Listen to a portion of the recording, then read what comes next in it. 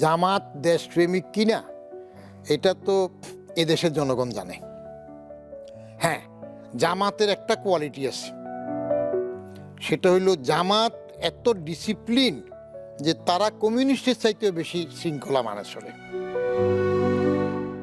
এক, আমি বাইতুল মুকাররমে বহু আগে জামাতের এক সমাবেশে আমার জানাশোনা একজনকে পাইলাম।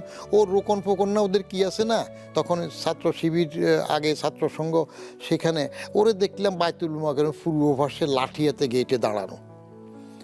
আমি বললাম যে কিরে বাবা, তুমি 5 ওয়াক্ত নামাজ পড়ো, এখন বাইতুল মুকাররমে জামাত হয়েছে, তুমি যাবে না নামাজ ছিলা? বলে যে আমার ডিউটি এখানে, আমাকে আরেকজন এসে রিলিফ দেবে, তরফারে যায় আমি নামাজ পড়ি। তো জামাত বলে যে জামাত সবসময় ফরজ না। আমি এটা কি বললাম? বলে যে মক্কা শরীফে যখন জামাত হয় তখন যারা নিরাপত্তার দায়িত্বে থাকে, এদের পুলিশ এরা কি নামাজ পড়ে নাকি? জামাত কি সবসময় ফরজ? ওই নিরাপত্তা রাখি অন্যকে নামাজ পড়তে দেওয়া, সেটাও একটা ফরজ। জামাতের এই কঠোর ডিসিপ্লিন। আরেকটা জিনিস আমি দেখলাম, জামাতে যে আওয়ামী লীগের একবার খালেদা জিয়ার সমাবেশে আসার জন্য সব বন্দি করলো না, জামাতের লোকজন কেউ যদি জেলে যায়, আওয়ামী লীগ আলী বাজাদ এদের লোক গেলেও তারা এত খোঁজ না। জামাত কিন্তু এটা করে। বরং আমি এক জামাত কর্মী জেলে ছিল তখন 2.5 মাস 3 মাস, তার মাকে জিজ্ঞেস করলাম, তোমার উপার্জন কম, ছেলে জেলে পড়ে আছে, চলতেছ কীভাবে? একটা চমৎকার জবাব দিছে। বলে যে আমার ছেলেটা আরও 6 মাস জেলে থাকুক, 1 বছর থাকুক, আমি খুশি থাকবো। কারণ কি? বলে যে ছেলে উপার্জন করলে যা খেতাম যা পেতাম, এখন তো তার থেকে বেশি সুযোগ সুবিধা পাচ্ছি। সব কিছু তারা তার জন্য পাঠাইত। তো এখন এই জামাত তো এখন সুবিধা পাওয়ার জন্য যারা বলছে যে 71-এ আমরা ভুল করিনি, এটা বলছে না 71-এ আমরা ভুল করিনি। জামাতের নেতৃত্বের মধ্যে সততা আছে, কিন্তু দেশপ্রেম কতটুকু আছে সেটা পরবার।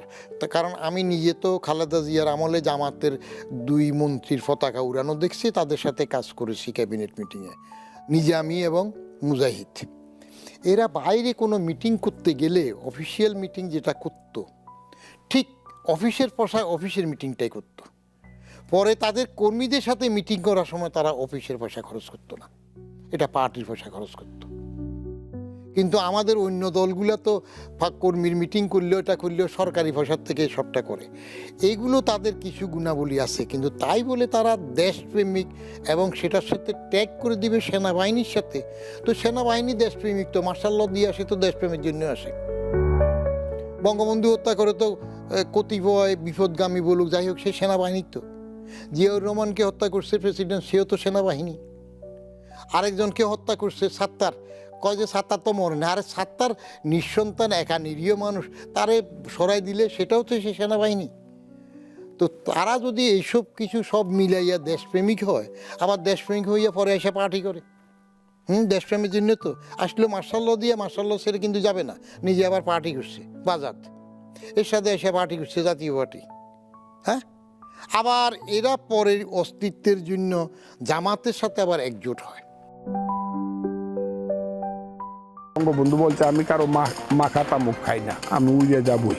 ওই যে ইন্ডিয়ার বুটের ডাল আর গন্ধের বাদ দিয়া যে 1 পেট ভাত খাওয়া 5 দিন পরে, এটা কে খাওয়াইছে আমাদের? পৃথিবীর ইতিহাসে এই ধরনের ঘটনা কোনোদিন কেউ ঘটাইতে পারছে কিনা?